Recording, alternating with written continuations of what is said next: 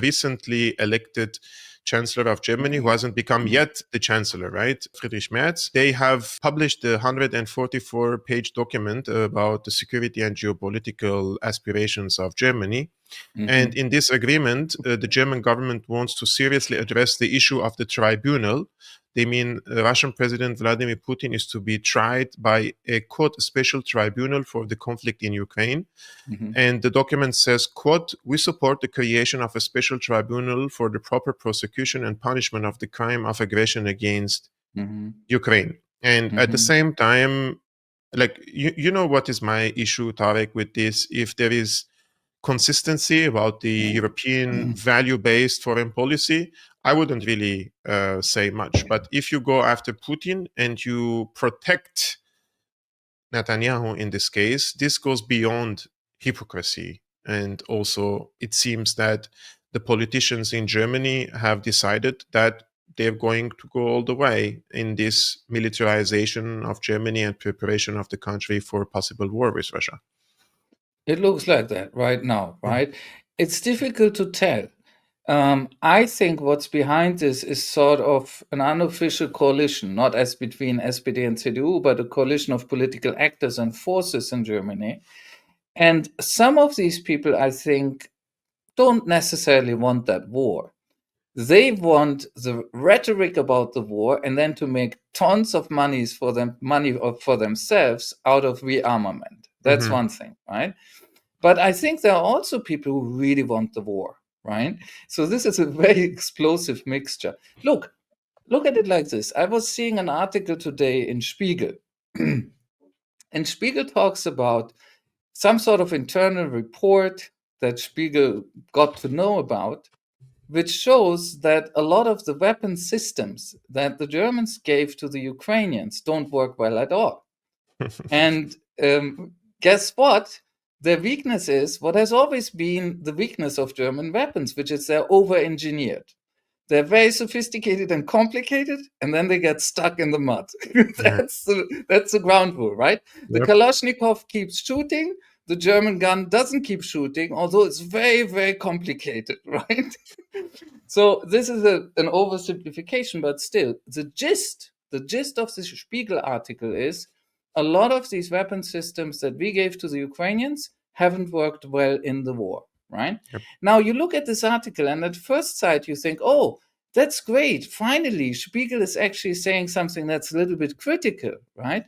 But then you look at it again and you think, oh, maybe the message is we have to buy a lot of new stuff because the old stuff was tested in Ukraine and it isn't working so well. So let's buy more, right? And I think or manufacture more. Yeah, or manufacture more. It seems that there are many also military contractors or lobbyists also in of course. No, and not only that. You have people in German politics who hold shares in companies that directly profit from a rise in armament. Massively. It's very concrete, right? Yeah, absolutely. It's like Trump insider trading, just with guns. If I may come back to one thing, right? This whole thing about a tribunal and generally going after the Russian leadership, right? Not only legally, which doesn't work in the end, but also in terms of rhetoric, right? I would like to say that I totally agree with you. In a world where Benjamin Netanyahu is not on trial, right, and sentenced at least to lifelong imprisonment, and I would like to see a harsher punishment for him, I would. In such a world, nobody has a right to say anything about Putin. Nothing Russia has done in Ukraine. I'm well aware that there have also been aspects of their warfare that, weren't correct, could become the object of legal criticism and so on. But nothing that Russia has done in Ukraine is remotely comparable at all with what the West and Israel and the West have done together to the Palestinians. We are now in a place, before the West and Israel carried out, and they're still carrying it out, this genocide in plain view together. Before that, we had the comparison with Iraq, the Iraq war, right?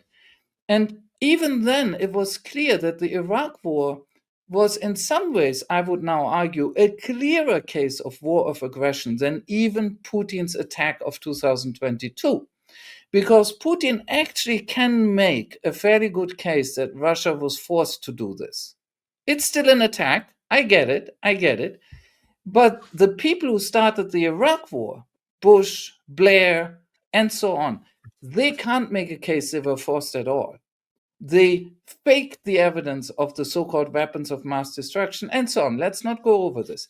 But the point is, even before the Gaza genocide happened, right, it was clear that if you compared what Russia did in 2022 in Ukraine with the Iraq war that the West started, there was no basis for the West to blame Russia. I'm sorry. Yeah, it depends on, they had no standing. But now things are much, much clearer again, because you cannot even remotely compare what the West and Israel have done and what Russia has done. The West and Israel have co-perpetrated and are co-perpetrating genocide. The Russians are definitely not co-perpetrating or perpetrating genocide in Ukraine. Absolutely not. And anybody who claims that is simply a cheap demagogue. I'm tired of that, right? The Israelis are committing genocide and the West with them. So, some German politician trying to talk about a tribunal? What? That's ridiculous. I'm not listening. It's done.